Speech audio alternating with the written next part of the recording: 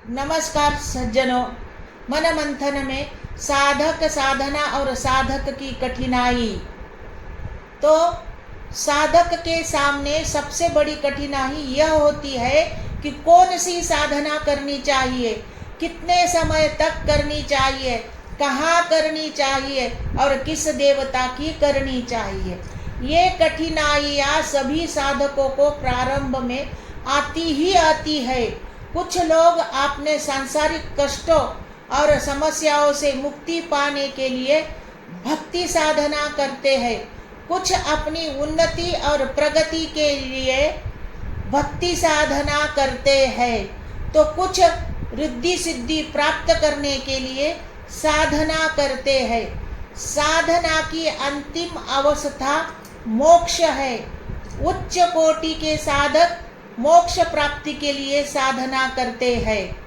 जैसा साधक का लक्ष्य होता है वैसा ही उसका स्वरूप होता है।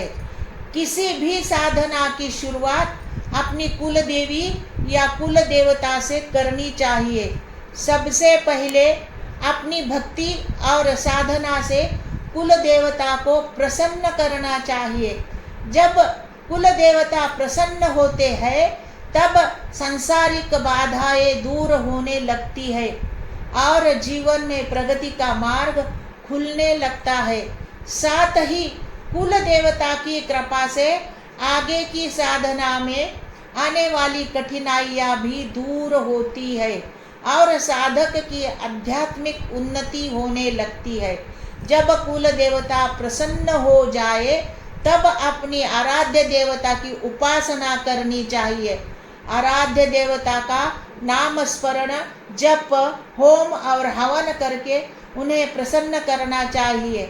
जब आराध्य देवता प्रसन्न होते हैं तब सिद्धि का मार्ग खुल जाता है। रिद्धि सिद्धि प्राप्त करने की दिशा में साधक की साधना आगे बढ़ने लगती है और समय के साथ उन्हें रिद्धि सिद्धियां भी प्राप्त हो सकती है।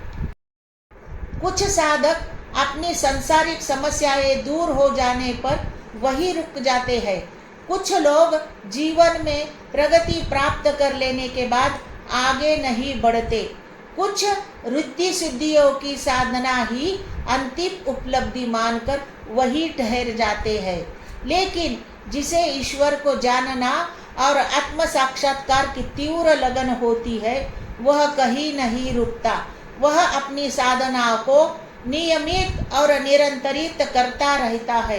वह स्वयं को पूर्ण रूप से साधना के लिए समर्पित कर देता है। उसके जीवन का एकमात्र उद्देश्य होता है साधना और केवल साधना। ऐसे साधक फिर एकांत की खोज करते हैं और एकांत स्थानों में साधना करते हैं।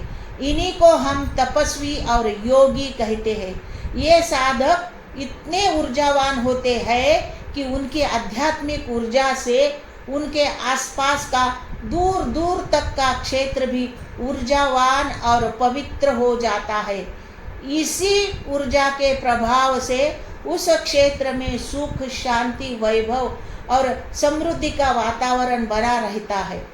ऐसे ही साधक और तपस्वी आगे चलकर स्वयं को जान लेते हैं, ईश्वर का साक्षात्कार करते हैं और अंततः मोक्ष प्राप्त करते हैं। प्रत्येक गुरुमुखी साधक को अपने गुरु के मार्गदर्शन में ही साधना करनी चाहिए। हरि ओम।